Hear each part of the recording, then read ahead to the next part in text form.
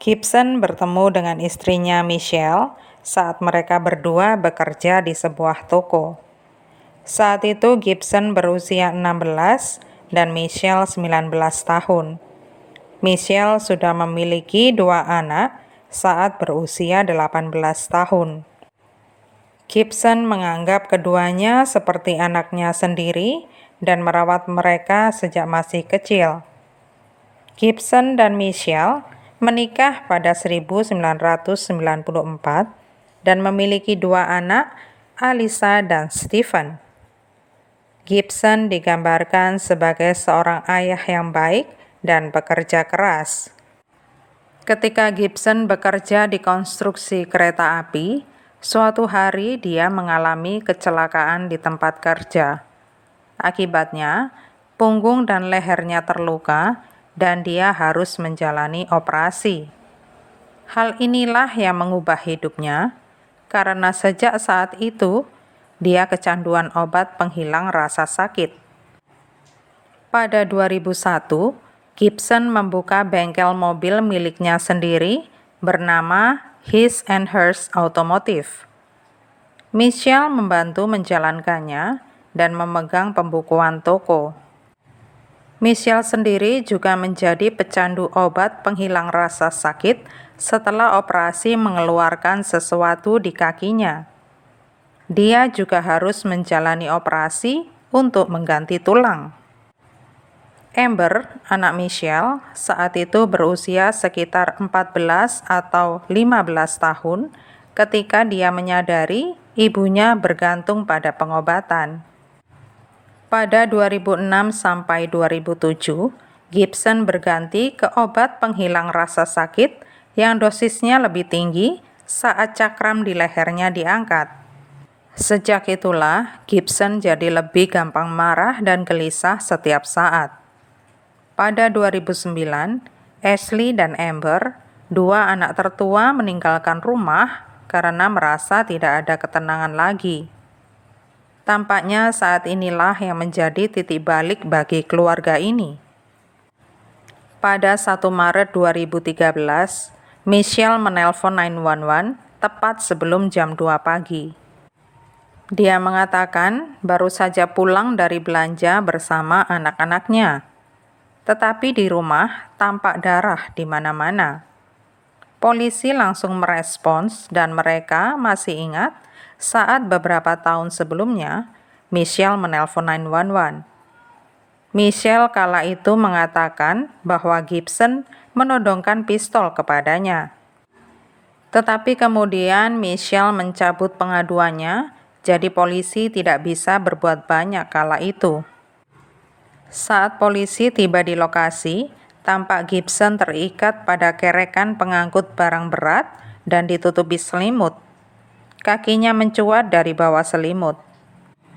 Kepalanya yang hampir putus ditutupi kaos hitam. Dia juga mendapat tikaman beberapa kali di dada. Polisi masuk rumah lewat garasi.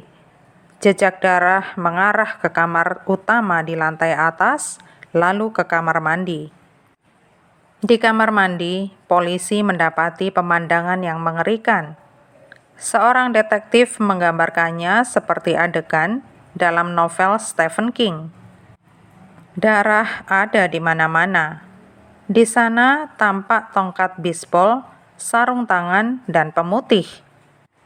Beberapa barang dalam kondisi sangat basah, sehingga polisi tidak bisa mengambil sidik jari atau melakukan tes DNA.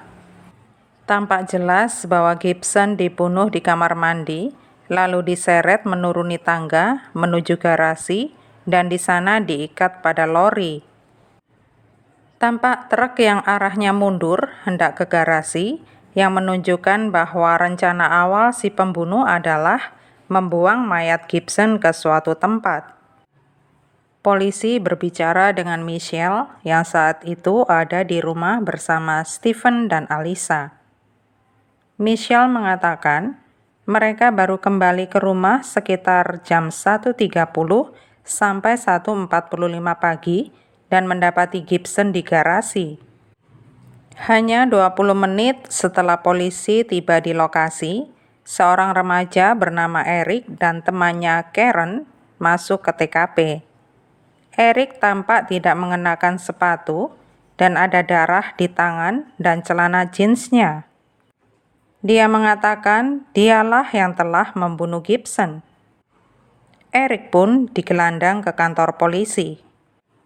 Di sana, Eric mengatakan hari itu dia bolos sekolah untuk menghisap marijuana sintetis atau yang disebut spice. Dia pergi ke rumah Stephen bersama Karen untuk bermain video game. Eric mengatakan sekitar jam 10 malam, Stephen bersama ibu dan saudara perempuannya pergi berbelanja. Dia dan Karen tinggal di rumah dan nongkrong di ruang bawah tanah. Eric hendak ke atas untuk mengambil sesuatu, tetapi bertemu Gibson dan mereka adu mulut. Eric bilang Gibson memukulnya dan dia pun mengambil tongkat bisbol terdekat. Eric mengatakan dia memukul kepala Gibson sekali dan Eric pun pingsan. Ketika Eric sadar, dia sudah berada di kamar mandi bersama Gibson. Kepala Gibson pecah, tetapi dia masih berusaha mencengkeram Eric. Eric turun untuk mengambil pisau, dan Eric menikam Gibson 3 kali di bagian dada.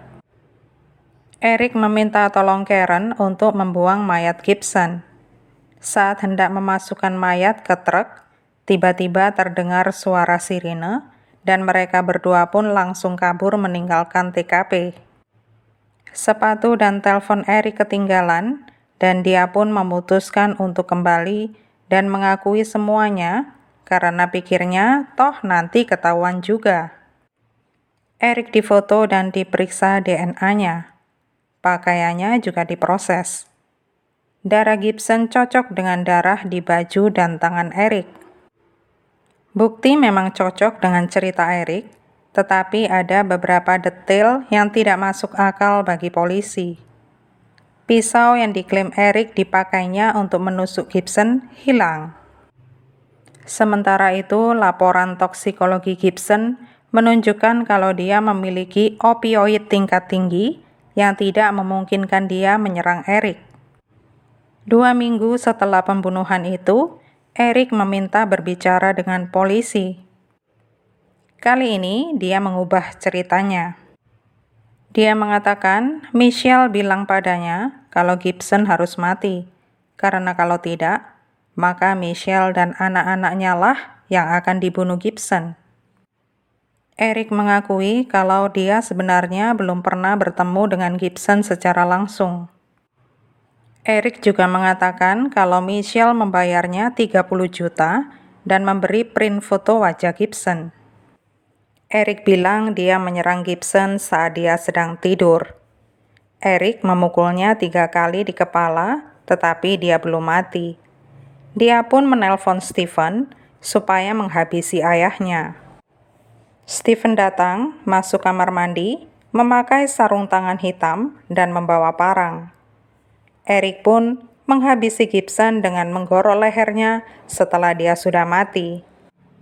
Polisi berhasil menemukan ransel Eric di rumah Gibson. Foto Gibson juga ada yang diprint Michelle pada hari pembunuhan. Sebulan setelah pembunuhan itu, Michelle, Alyssa, dan Stephen pun ditangkap. Michelle didakwa dengan pembunuhan tingkat pertama. Michelle diadili pada 2014. Kasus penuntutan berfokus pada Michelle yang menghendaki Gibson keluar dari kehidupan mereka. Michelle mengatakan dia tidak betah dengan amarah dan sikap kasar Gibson. Michelle sendiri juga terlibat dalam beberapa perselingkuhan. Pada November 2014, Michelle dinyatakan bersalah atas pembunuhan tingkat pertama dan persekongkolan untuk melakukan pembunuhan tingkat pertama. Dia menghabiskan sisa hidupnya di penjara. Stephen mengaku bersalah atas pembunuhan tingkat 2. Dia dijatuhi hukuman 22 tahun penjara. Alyssa dijatuhi hukuman 5 tahun karena konspirasi melakukan penyerangan berat dan menghambat penuntutan. Eric mengaku bersalah atas pembunuhan tingkat 2 dan dia dijatuhi hukuman 16 tahun penjara. Karen menerima hukuman 1 tahun untuk percobaan pembunuhan tingkat pertama.